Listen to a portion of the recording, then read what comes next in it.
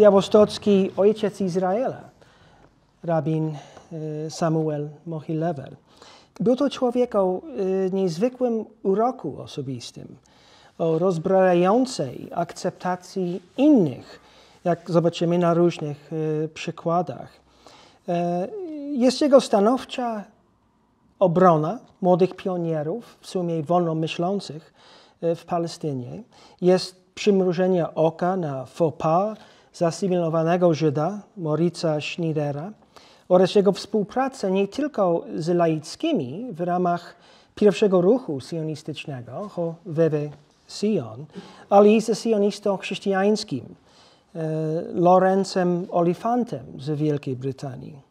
Był to człowiek ponadto o niezwykłej energii i skuteczności, że wspomnę tylko fakt, że jego interwencja u barona Rothschilda w Paryżu uratowała nowe osiedle Moszawot, założone wskutek pierwszej fali migracyjnej, znaczy pierwszej alii z początku lat 80. XIX wieku. Znał się też na dowcipie, jak zobaczymy dzięki zachowanej anegdocie o nim z Radomia, gdzie był rabinem do 1883, gdy przeniósł się do Białegostoku. Najpierw natomiast, czym jest sionizm? Skojarzenie z tym słowem jest do dziś w Polsce gierkowskie właściwie. To nadal brzmi niestety obelżywie. I teraz mam wrażenie, że odeszliśmy od tej obelżywości w ostatnich latach, ale znowu właściwie wracamy do tego skutkiem konotacji tego słowa na lewicy w różnych krajach Europy dzisiaj. Prawda? Sionizm to żydowskie odrodzenie narodowe. Powstało wokół rabinów, którzy w połowie XIX wieku przeszli na mesjanizm czynny. Już nie czekali biernie na tego Mesjasza, ale chcieli przyczynić się do jego nadejścia. Pośród najważniejszych postaci był sefardyjski rabin Jehuda Alkalaj ze Serbii, notabene rabin dziadka i ojca Teodora Herzla. Alkalaj wraz ze swoim aszkenazyjskim sobowtórem, że tak powiem, znanym nam rabinem Kalisherem z Torunia, dokonali przełomu w myśleniu o powrocie do kolebki na ziemi Izrael. Ich aktywizm przyciągał nie tylko innych rabinów, a to Józefa Natonka z Węgier oraz Eliasza Guttmachera z Wielkopolski, ale też osoby spoza myślą czystą religijną. Pierwszy Leona Pinskiera z Odessy, który już 20 lat zanim wydał Autoemancypację, to arcydzieło myśli sionistycznej, Pinskier jeszcze na początku lat 60. XIX wieku napisał szereg artykułów o arcydziele Kalishera z 1862, Derishat Sion, czyli w poszukiwaniu Sionu. Ta praca zresztą, trzeba było czekać tylko 160 lat. Pod koniec tego roku, jeszcze w grudniu, ma się ukazać po raz pierwszy w języku polskim. Mamy też Mojżesza Hessa z Niemiec, socjalistę, kiedyś bliskiego współpracownika Karla Marksa, który także omawiał Derishat Sion, tej pracy Kalishera, we własnym arcydziele sionistycznym pod tytułem Rzym i Jerozolima, też z 62 roku XIX wieku. No i mamy Dawida Gordona z Ełku, rodzinne strony pana profesora właściwie. Tak? Tam w Ełku Gordon wydawał najważniejsze w pierwszych dekadach drugiej połowy XIX wieku, najważniejsze pismo hebrajskojęzyczne i sionistyczne. Gordon przecież lansował myśli Kalishera na łamach Ha-Magid, czyli kaznodzieja. Proszę Państwa, wbrew dyskursowi w języku polskim spokojnie można stosować termin sionizm, by opisać okres przed Herzlem. W Polsce wolimy terminy jak prekursor, proto i tak dalej, że Kalisher to proto-sionista, a nawet Mohilever to prekursor Otóż nie. Owszem, ukuto termin sionista, sionizm, dopiero w roku 1890, ale tak jak była grawitacja przed Newtonem, prawda, to był i sionizm przed Herzlem. Historia sionizmu przecież nie zaczęła się z Theodorem Herzlem. Zatem traktowanie der Judenstaat, jego arcydzieła, jako cezurę typu przed naszej ery, czy też naszej ery, to fanaberia. Tak jak stwierdził w 1902 roku jeden z jego najbliższych partnerów, Max Nordau, sionizm to nowy termin na zjawisko bardzo stare. Herzl zresztą sam używał terminów sionizm, sionista w stosunku do dziesięcioleci przed rokiem 1896, gdy wydał Państwo żydowskie.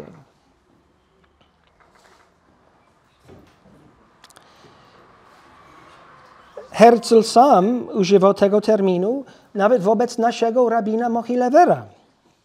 Otóż parę miesięcy po śmierci rabina w czerwcu 1898 roku na drugim kongresie sionistycznym Herzl w mowie żałobnej określił Mochilevera jako sionistę już od 1875 roku. Ale chcę zapytać jeszcze raz, kim był białostocki ojciec Izraela? Należy stwierdzić, że rabin Mochilever znajduje się w samym pniu drzewa genealogicznego sionizmu. Wcale nie na jakimś konarze, czy też w korze, czy co, w samym pniu. Otóż ten pień wyrasta się, jak już mówiłem, z czynnego mesjanizmu rabina Kaliszera i jego wpływu na szerokie kręgi Żydów, którym zaprzątała myśl o odrodzeniu narodowym. Powtarzam te nazwiska: Pinsker, Hess, Gordon. To właśnie wydawnictwo, które działało przy Hamagid w Ełku, opublikowało Der Rishon Zion. Więc widzimy tę więź. Ełk to ogniwo organicznie łączące Kaliszera nie tylko z Pinskerem, Hessem i Gordonem, ale też z Lurią w Niemczech, Cremont we Francji. Można takie postacie zgooglić w razie czego, ale też z Mochileverem. On zarówno Mochilever znaczy się, zarówno śledził i napisał dla Hamagid. Ełk wybitniej zatem przyczynił się do powstania ruchu Hoveve Sion. Stąd na portrecie ze słynnej konferencji Hoveve Sion w Katowicach w listopadzie 1884 rok widzimy współprzewodniczącego konferencji rabina Mochilevera siedzącego obok Dawida Gordona z Ełku. A sukces Hoveve Sion to sine qua non dla niesamowitego sukcesu Herzla kilkanaście lat później. Przecież od razu, od ręki dołączyły się do Herzla przeróżne kręgi Hoveve Sion. Są zatem przywódcy z Rumunii, Mojżesz Gaster i Karpel Lippe. Lippe otworzył pierwszy kongres sionistyczny w Bazylei. Są przeliczni członkowie Kadima z Wiednia. Wśród nich sam Birnbaum, Schnierer, Birer, Alkalaj, tym razem to bratanek tegoż rabina Alkalaja, i Kokeś. Również są ci z kolonii, ci członkowie Hoveve Sion. Bodenheimer, Wolfson. Wolfson stał się prezydentem organizacji sionistycznej po śmierci Herzla. Też mieszkał w połowie lat 70. mieszkał w Ełku, gdzie spotykał się najczęściej na obiedzie u Gordona. Członkowie Hoveve Sion w Anglii też dołączyli się do Herzla. Montagu, Goldschmidt wraz z wieloma innymi z Rosji, wiadomo. Zatem Kaliszer, Gordon, Mochilever, Herzl, tak przekazywano sztafetę w rozwoju wczesnego sionizmu XIX wieku. I taki macie skarb w Białymstoku w osobie rabina Mohilevera, ojca nowoczesnego Izraela. Młoda Żydówka z miasteczka Głębokie, i to jest miasteczko znajdujące się na północy Białorusi dziś, młoda Żydówka spodziewała się dziecka. Przyśnił jej się wtedy koszmar o pożodze.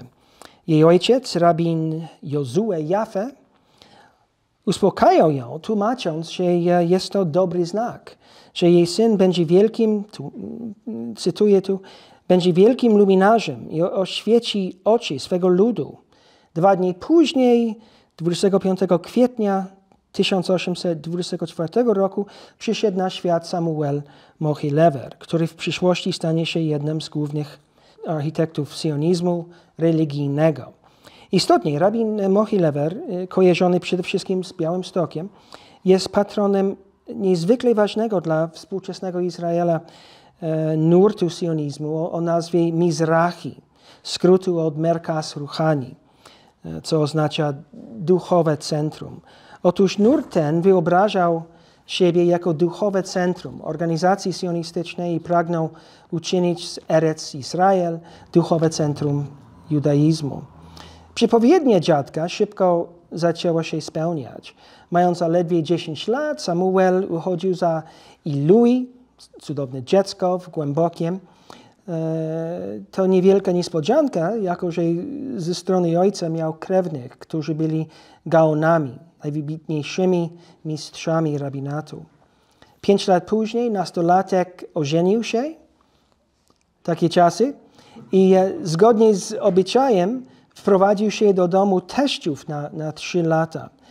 Następnie rozpoczął studia w sławnej Jesziwie, uczelni w niedalekim Wołożynie.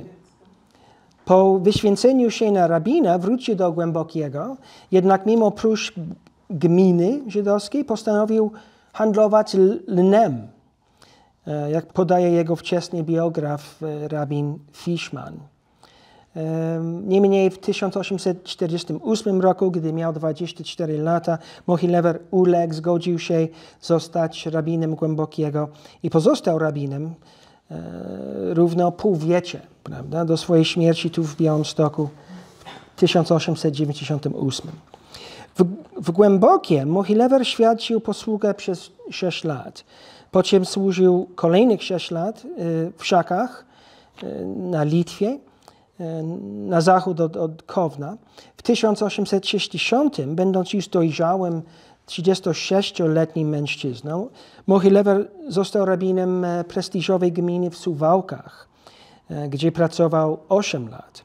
To był czas powstania styczniowego, które wywarło wpływ na jego postrzeganie świata i emancypacji narodów. Wielu tamtejszych Żydów przychylnie patrzyło na ambicje niepodległościowe Polaków, dlatego też Rosjanie aresztowali kilkunastu członków gminy za wspieranie powstańców. Rosjanie zresztą mieli ich rozstrzelić. Rabin Mohilever z płaczem błagał rosyjskiego komendanta o litość i mu się udało. Uratował skazańców przed śmiercią. W zapowiedzi niedalekiej przyszłości, podczas pierwszego roku posługi w Suwałkach, rabin Mohilever zaprzyjaźnił się z człowiekiem, który miał stać się osobą ważną w ruchu sionistycznym. To jest Eliezer Mordechai Altschuler. I to on w 1981 roku, XIX wieku, założył pierwszą grupę Hofefe Sion. Tak w literaturze to występuje. Pierwsza w Suwałkach. W następnych latach Altschuler dwukrotnie pojechał do Palestyny osmańskiej w celu nabycia ziemi potrzebnej do założenia żydowskiej osady, do czego dążył w ścisłej konsultacji z rabinem Mohileverem, służącym już wtedy w Białymstoku. W 1868 Mohilever przeniósł się ze Suwałk do Radomia, gdzie pracował przez kolejnych 15 lat. Tutaj taka może mała dygresja, ale wracamy do współczesnych nam spraw. Dzień judaizm ma znamiona w moich oczach skandału, odkąd powstał. Między innymi tym, że kompletnie ignoruje sionizm, kompletnie ignoruje Izrael. Cały czas jest to sprawa skupiona wokół zagłady tylko. Byłem zachwycony natomiast parę miesięcy temu, gdy słyszałem, że jednak w tym roku, to znaczy w 24 roku, w styczniu, prawda, chyba 17 stycznia jest Dzień Judaizmu, że to będzie w Radomiu. I skontaktowałem się z episkopatem, by dowiedzieć się, co planujecie? Czy może coś wokół postaci Mochilevera? Przecież Mochilever dołączył się do tego pierwszego ruchu sionistycznego, Hofefe Sion, będąc rabinem Radomia, prawda? Bo w 81 i 2 roku okazało się, że niestety to będzie sprawa dotycząca hasydyzmu. Więc znowuż jak w każdym roku do tej pory Kościół ignoruje sionizm. Ale w latach spędzonych w Radomiu skrystalizował się światopogląd Samuela Mochilevera. Z jednej strony chodzi o jego stosunek do hasydyzmu. Otóż dość szybko Hasydzi w Radomiu postanowili Mochilevera zdobyć jako admora, czyli mistrza duchowego. Mochilever jednak był mitnaged, czyli wierzącym, który pogodził w sobie ortodoksję i nowoczesność w wydaniu Haskali, żydowskiego oświecenia. Nie tylko nauczał współpracy z Maskilim, czyli z tymi, którzy trzymali się tylko Haskali, odrzucając ortodoksję, ale i ją praktykował. Tak jak w przypadku konferencji w Petersburgu w 1973 roku, na której uczestniczył wspólnie, przede wszystkim z Maskilim. Rabin Fishman w swojej biografii Mochilevera wyjaśnia, że postawa przesadnej czci ze strony Hasydów wobec Mochilevera wywołała u niego niemałe niezadowolenie. Opowiada też Fishman anegdotę, może i prawdziwą. Otóż podczas zebrania z Hasydami w Radomiu w celu pozbycia się ich zalotów, Mochilever zawołał Rebecin, czyli pani rabinowo, chodź zjedz z nami. I Hasydzi podobno wtedy uciekli w strachu ze sali. Dlaczego? Kobiety mają taki wpływ nieraz. Tak. Hasydom nie wolno było jeść z kobietami wtedy. Mochilever wspierał świecką edukację Żydów i działalność gospodarczą, co było i do dziś pozostaje w sprzeczności ze światopoglądami Hasydów, także tych we współczesnym Izraelu. Sam znał wiele języków europejskich i widział jedną z przyczyn kłopotów Żydów mieszkających w Jerozolimie w tym, że nie znali ani arabskiego, ani francuskiego. Tak samo jeśli chodzi o Żydów w Europie Środkowo-Wschodniej, którzy nie znali czy to polskiego, czy rosyjskiego. Również w tych latach spędzonych w Radomiu skrystalizował się sionizm Mochilevera. Od długiego czasu był on pod wrażeniem myśli rabina Kalisiera z Torunia. Znał jego fundamentalną pracę Derishat Zion. Podobnie jak Kalisier, Mochilever też widział palec Boży w wydarzeniach swojego czasu, że zapowiada się nadejście Mesjasza. Mochilever poza tym nie tylko czytał sionistyczny, hebrajskojęzyczny tygodnik Hamagid z Elku, ale zaczął pisać dla tego czasopisma. W 1874 Mochilever skorzystał, jak zobaczymy nie po raz ostatni, z okazji okrągłego, bo 90. jubileusza Mojżesza Montefioriego, angielskiego filantropa żydowskiego, wspierającego społeczności żydowskie w Europie i Lewancie, by zgromadzić pieniądze dla współbratymców mieszkających w Jerozolimie. Tomek mówi o tym crowdsourcing. Następnego roku odesłał do Jerozolimy pokaźną sumę na cześć Montefioriego. Również i wybuch pierwszego ruchu sionistycznego miał miejsce podczas lat posługi rabina w Radomiu.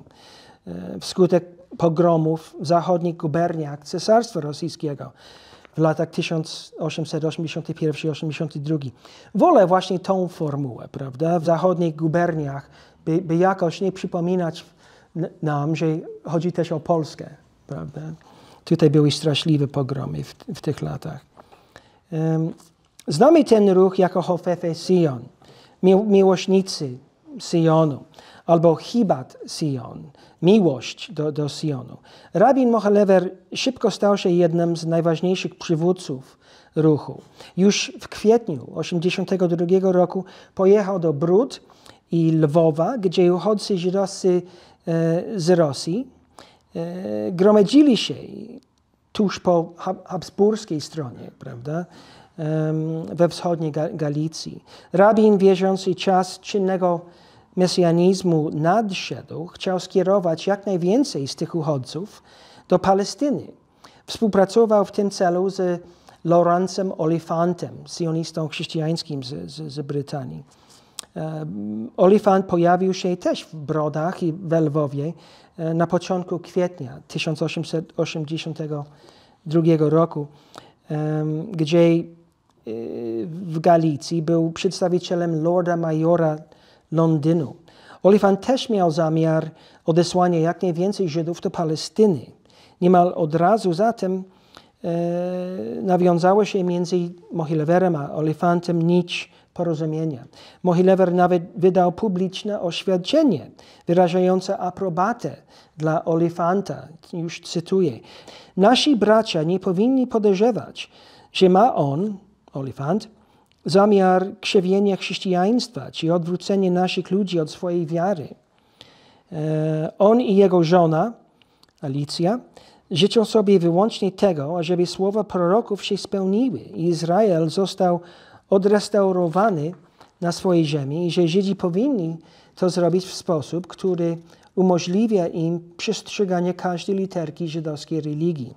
Koniec cytatu. Parę tygodni po Olifancie pojawili się w Brodach dwaj inni delegaci Lorda Majora Londynu, odpowiednika pana właśnie prezydenta. Mianowicie angielscy Żydzi Asher i Samuel Montagu. Ci panowie jeszcze nie byli przekonani do sionizmu, jednak uważnie słuchali rabina Mohilevera, który usiłował przekonać o słuszności osiedlenia bieżeńców, to jest już cytat, staromodne słowa, bieżeńców w Eretz Israel. I z czasem Samuel Montagu stał się oddanym sionistą, przywódcą Hofefe Sion w Anglii. W maju 1982 roku, czyli miesiąc później, Mohilever znalazł się w Warszawie, gdzie, jak można czytać w Dzienniku Polskim z 20 maja, zawiązało się kółko z zamożniejszych Izraelitów złożone, którego każdy członek składa do ogólnej kasy po 1000 rubli na zakupno gruntu i urządzenie się w Palestynie.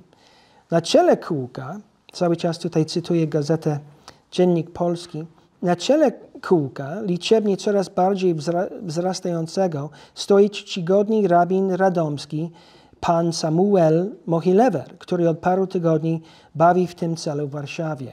I wraz z kilku zamożniejszymi stowarzyszonymi ma w ciągu tego lata jeszcze do ziemi niegdyś przodków wywędrować. Zamysł ten, wielce wpływowego w sferach ortodoksyjnych żydowskich tutejszych męża, wielko robi sensację w tych i dalszych współwyznawczych sferach. Jednak latem 1982 roku, XIX wieku, sułtan zabronił Żydom wjazdu do Palestyny, a car z kolei wyjazdu do Palestyny. Nowo powstałe osady po pierwszej alii, jak żydowska fala migracyjna tego okresu się nazywa, nagle znalazły się zatem w niebezpieczeństwie, jeszcze nie osiągnąwszy samowystarczalności. W drugiej połowie 1882 roku doszło do upadku Bilu, ruchu młodych, świeckich rosyjskich sionistów. Ruch Hofefe Sion też stanął na krawędzi. Uratował go rabin Mohilever. I to nie tylko w Europie Środkowo-Wschodniej, gdzie utrzymywał ruch przy życiu, organizując liczne zebrania i nakreślając różne przedsięwzięcia. Otóż rabinowi Mohileverowi udało się pozyskać dla Jiszów, czyli społeczności żydowskiej w Palestynie przedpaństwowej, udało się pozyskać samego barona Edmunda Rothschilda, który przez swoją ogromną hojność stał się ojcem Jiszów. Zdarzyło się to tak. Przed koniec września 1982 roku rabin Mohilever był w Paryżu, gdzie rabin naczelny Zadok HaKohen umówił go z Rothschildem. Po wysłuchaniu rabina Rothschild stwierdził, niech rabin powie, o jaką sumę chodzi, a ja podam. Rabin Mohilever sporo podróżował w 1983 roku po Europie Środkowo-Wschodniej, starając się nie dopuścić do wygaśnięcia ruchu Hofefe Sion. Wizyta tu w Białymstoku w 1983 poskutkowała tym, że poproszono go, by przyjął posadę rabina. Zgodził się i Białystok został jego domem aż do śmierci 15 lat później. W białostockiej synagodze ogłosił i rozwijał myśl sionistyczną swego mentora, rabina Tzvi Hirsch-Kalishera z Torunia i podobnie jak on łączył tradycyjną religijność ze współczesnym dążeniem narodów do samostanowienia. Stąd z Białegostoku wyruszył Mohilever jesienią 1984 roku do Katowic z okazji setnych urodzin wyżej wspomnianego Mojżesza Montefioriego. Tak, z okazji tych urodzin Montefioriego, tego Żyda patrona z Anglii, przywódcy ruchu Hofefe Sion, poza rabinem Mohileverem, m.in. Leon Pinsker z Odessy, Dawid Gordon znowuż z Ełku, Karpel Lippe z Jas w Rumunii, postanowili zorganizować wielką międzynarodową konferencję sionistyczną w Katowicach. Urodziny międzynarodowego filantropa pod koniec października były tym wygodnym wytłumaczeniem, pozwalającym uniknąć politycznych trudności. Z powodów logistycznych konferencja odbyła się jednak na początku listopada, od 6 do 11 listopada 1884 roku.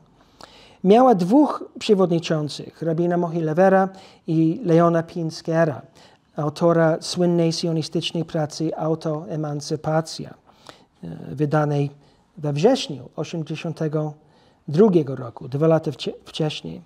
Fakt, że rabin oraz Żyd laicki, Pinsker, stali na czele konferencji, doskonale ilustruje charakter ruchu Hofefe Sion, łączącego tradycyjne wątki judaistyczne ze świeckimi. Z niemieckiego języcznego protokołu konferencji znamy najlepiej przemówienia Leona Pinskera. I w czasie swojego przemówienia Pinsker przykładał największą wagę do rozwijania rolnictwa w Erec Israel. Najbardziej donośniej zabrzmiało jego stwierdzenia, cytuję, niech zatem od tej pory naszym hasłem przewodnim będzie kolonizacja. Rabin Mohilever odniósł się w swoim przemówieniu do księgi Ezechiela 37, do proroctwa ożywienia wysuszonych kości. Cytuję, wydobywam was z grobów, ludu mój, i wiodę was do kraju Izraela. Udzielę wam mego ducha po to, byście ożyli i powiodę was do kraju waszego. W drugiej połowie lat 80. XIX wieku ruch Hofefe Sion i pierwsza Alija w ogóle ugrzęzły w zastoju. Lecz rabin Mohilever nie zrezygnował z idei budowy czy to państwa, czy królestwa żydowskiego w Palestynie. Cały czas nauczał, że proroctwa się spełnią.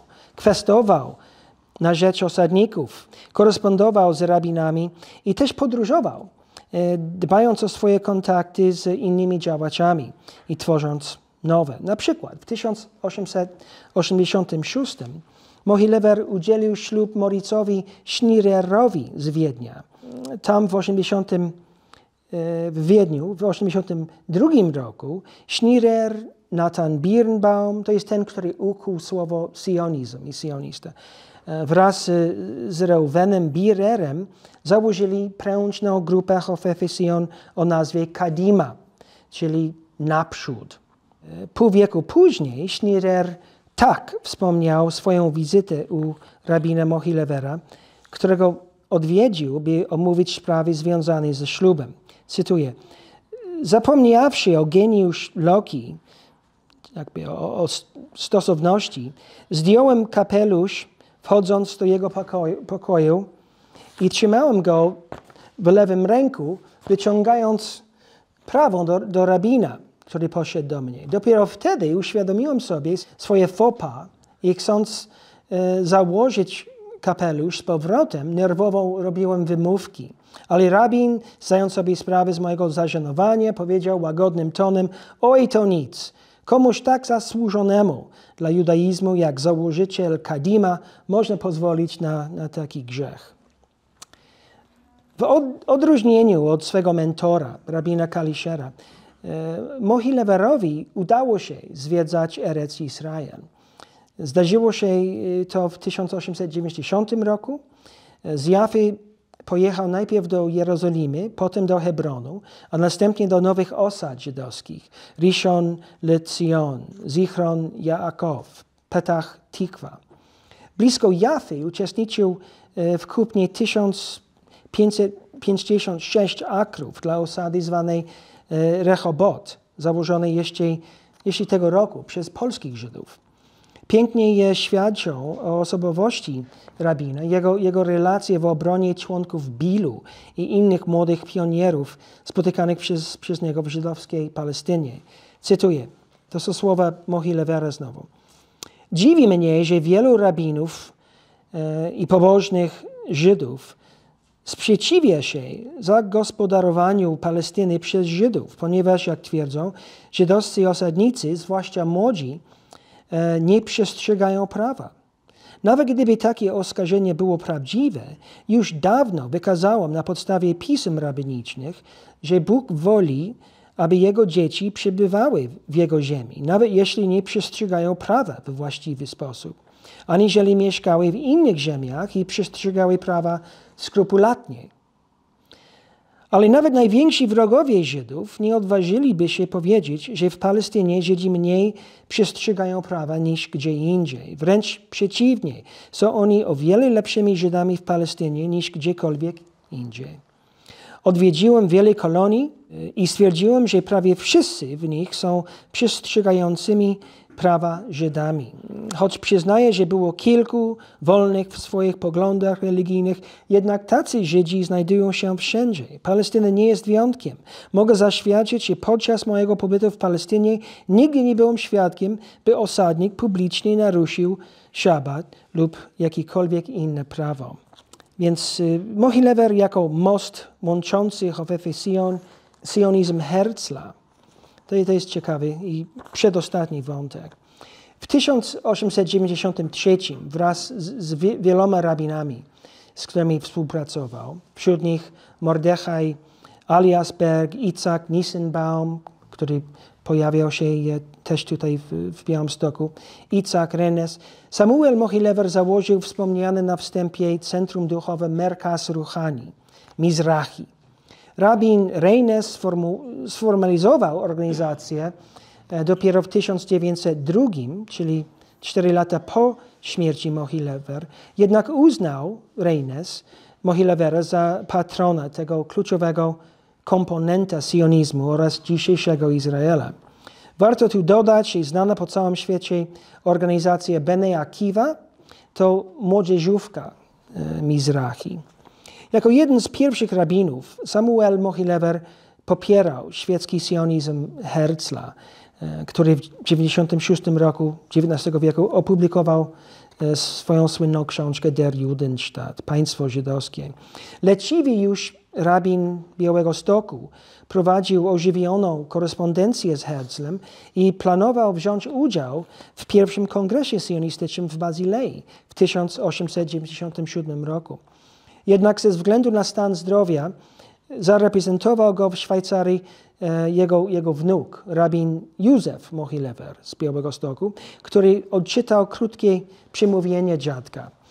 Oto końcowy fragment, zatem słowa Mohilevera. Naszą nadzieją i wiarą zawsze było i nadal jest, że nasz Mesjasz przyjdzie i zgromadzi wszystkich rozproszonych Izraela, a zamiast być tułaczami na powierzchni ziemi, ciągle przenoszącymi się z miejsca na miejsce, będziemy mieszkać w naszym własnym kraju jako naród, w najpełniejszym znaczeniu tego słowa. Będziemy szanowani i honorowani przez wszystkie ludy ziemi. Taka jest nasza wiara i nadzieja, wynikająca ze słów naszych proroków i objawicieli, błogosławionej pamięci, i tego trzyma się nasz naród. A propos schedy rabina w Białymstoku, jest przede wszystkim synagoga, ale inni dziś dzielą się swoją wiedzą o niej. Sam powiem już na końcu, że z okazji 50-lecia narodzin Hofefy Sion w grudniu 1931 odbyła się tu w Białymstoku ceremonia upamiętniająca rabina Mohilevera. Zgromadziła ona szereg jego dawnych wspólników, m.in. rabina Nissenbauma, jego sekretarza od 1894 roku. I to postać arcyważna w dalszym rozwoju ruchu Mizrahi. Pośród licznych innych dygnitarzy obecnych tu w Białymstoku w 1931 roku był senator Itzhak Grünbaum, który 17 lat później wraz z krajanem z Płońska, Dawidem Ben-Gurionem, też podpisał izraelską deklarację niepodległości w maju 1948 roku. Po nabożeństwie w synagodze imienia Mohilevera odbyła się procesja na cmentarz, na Bagnówkę, gdzie pochowano rabina w czerwcu 1898. Artykuł w Jewish Telegraph Agency z 1931 dodaje, że odsłonięto tablicę pamiątkową twierdzącą, że Hibat Sion, miłość do Sionu, powstał w Białymstoku 50 lat temu. O dziwo, dziś nawet najstarsi górale w Białymstoku nic nie wiedzą o tejże tablicy, choć paru z nich zastanawia się, czy nie chodziło o Ochel, czyli małą budkę mauzoleum, które rzekomo kiedyś stała nad grobem rabina, niedaleko od istniejącego do dziś dnia Ochel nad grobem rabina Halperna. Grób rabina Mohilevera jest dziś pusty. Jego kości zabrano do Izraela w 1991 roku w niewyjaśnionych okolicznościach. Leżą teraz w Mazkeret Batia, osadzie, której pod nazwą Ekron rabin Mohilever patronował na początku lat 80. XIX wieku. Tu też znajduje się małe muzeum poświęcone rabinowi Mohileverowi i wiem, że Tomek jest z tym muzeum w kontakcie w celu nawiązania jakiejś formy współpracy.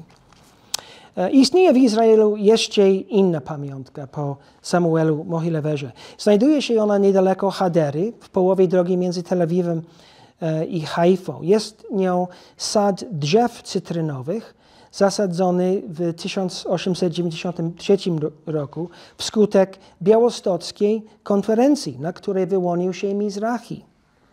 W 1913 w tym miejscu właśnie powstał kibuc, czyli, jak wiemy, rolnicza osada ściśle związana ze świeckim lewicowym sionizmem.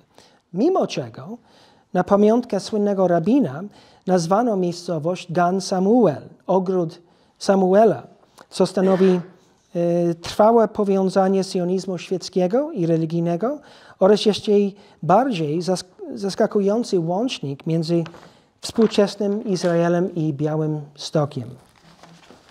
Dziękuję za czas i uwagę. Dziękujemy, panie Filipie.